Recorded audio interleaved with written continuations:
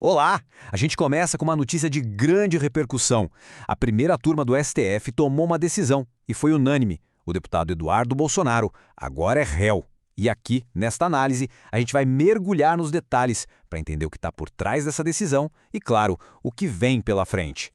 E o ponto de partida de toda essa história é esse número aí, 5. Sim, 5-0. Esse foi o placar final na primeira turma do STF, um resultado que, olha, não deixa a menor dúvida sobre o que os ministros pensam, né? Foi um consenso total. Então, com esse placar esmagador, a denúncia que a Procuradoria-Geral da República, a PGR, apresentou foi aceita. O que isso quer dizer na prática? Que agora o deputado vai responder a uma ação penal lá no Supremo. Mas a pergunta que fica é, réu exatamente por quê? Vamos lá, a acusação principal. O crime é o de coação no curso do processo. E é aqui que a gente chega no centro de tudo.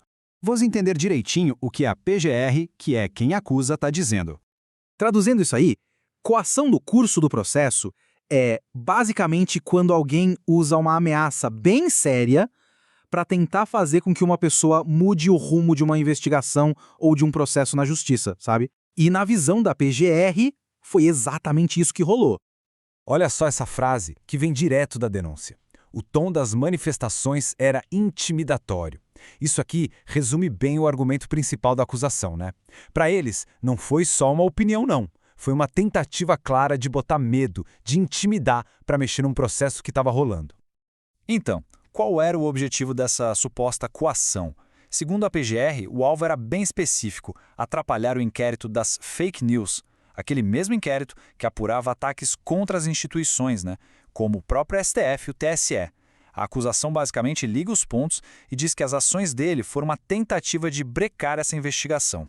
Ok, mas como essa intimidação teria acontecido na prática? A gente não está falando de uma ameaça física, cara a cara. A PGR aponta para algo que, na visão deles, é tão grave quanto usar a ameaça de sanções internacionais. Pois é. A denúncia diz que o deputado teria afirmado que estava se movimentando para conseguir que o governo dos Estados Unidos aplicasse sanções bem pesadas contra autoridades aqui do Brasil.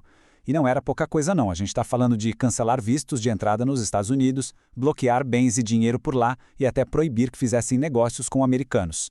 Para a PGR, isso foi uma forma clara de ameaça para pressionar as autoridades.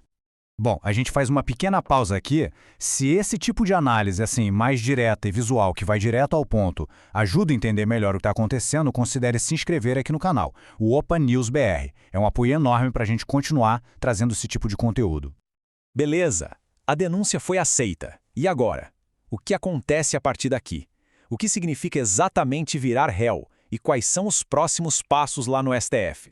Essa decisão não foi de um dia para o outro. Ela foi construída no plenário virtual, onde os ministros vão colocando seus votos eletronicamente. Começou no dia 14 de novembro, com os votos de Moraes, Dino e Zanin. No dia seguinte, 15 de novembro, o voto da ministra Carmen Lúcia selou 5-0.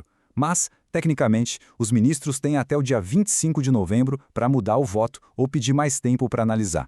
Depois dessa data, aí sim, a decisão se torna final e a ação penal começa a andar de vez. E para a gente entender bem o que significa virar réu, vamos pensar no caminho do processo. Primeiro tem a investigação, que é quando se juntam as provas. Depois vem a denúncia, que é a acusação formal feita pela PGR. Quando o STF aceita essa denúncia, a pessoa vira réu. É a partir desse ponto que o processo vira uma ação penal de verdade e o Eduardo Bolsonaro vai ter que apresentar a defesa dele oficialmente. Daí para frente, o caso caminha para um julgamento final que vai dizer se ele é culpado ou inocente. Certo, então para a gente amarrar tudo isso, vamos recapitular os pontos mais importantes. Afinal, o que essa decisão unânime do STF quer dizer de verdade? Como a gente viu, o placar foi esse aí, 5-0. Todos os ministros da primeira turma votaram para aceitar a denúncia. Ou seja, não teve um único voto contrário, nenhuma divergência.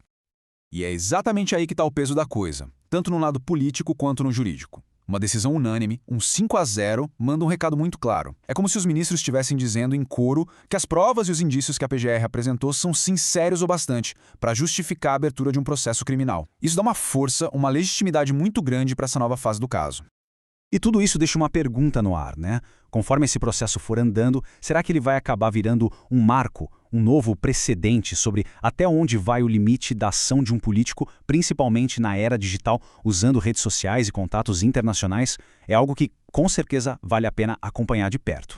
Bom, por hoje é isso. Para continuar por dentro dos desdobramentos desse caso e de outras análises importantes, já sabe, se inscreve aí no canal Opa News BR. Muito obrigado pela companhia e a gente se vê na próxima.